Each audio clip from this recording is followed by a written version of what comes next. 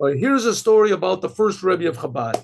The first Rebbe of Chabad was put into prison, and he sat in prison for 53 days because he was slandered by his enemies, other religious Jews. So when he was in prison, he was in prison because he was accused of high treason, that he was making a revolution together with Turkey or something like that. It was all trumped up charges. So in the time when he was there, they took him to interrogation. Now, the prison where he was on an island, which was in the middle of this big river. It's called the Peter Paul Fortress. And so it was in like an island, and the prison was there. So they would take him out, put him in chains, and put him in a rowboat, and a soldier would row the rowboat to the other side. It would take him 20 minutes. He was sitting in prison for 53 days. So one of those days was a day when we make a blessing on the new moon. It's a custom in Judaism to make a blessing on the new moon.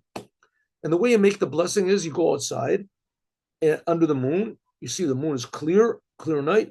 You stand up and you make the blessing. When the Rebbe was in prison, of course, he couldn't make the blessing. He was in prison. He couldn't see anything.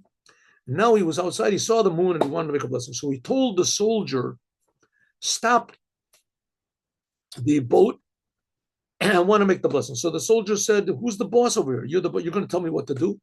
So the Rebbe said, okay, blah, blah, blah. And he said a couple of words, whatever it was, and the boat didn't make any progress.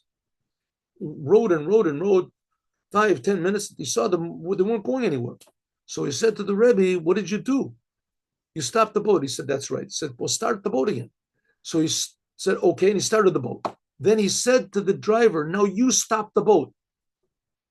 I want to make the blessing. And the driver said, okay. He stopped the boat. The Rebbe stood up, made the blessing, and they continued. The question is asked, why did the Rebbe ask the driver, the rower, to stop rowing? The Rebbe stopped the boat himself previously. He could have stood up then and made the blessing and then said a couple of words so that it would start going. But the answer is because the Rebbe wanted this non-Jew to participate also in his freedom. He wanted, this laid the foundation of all of the non-Jews in the world will also have an active part in the future redemption.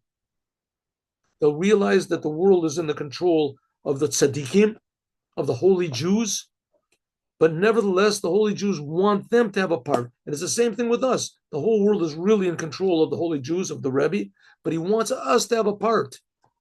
And that's the whole idea of the future redemption, that we feel that we're serving God from our own will, our own desire, our own impetus.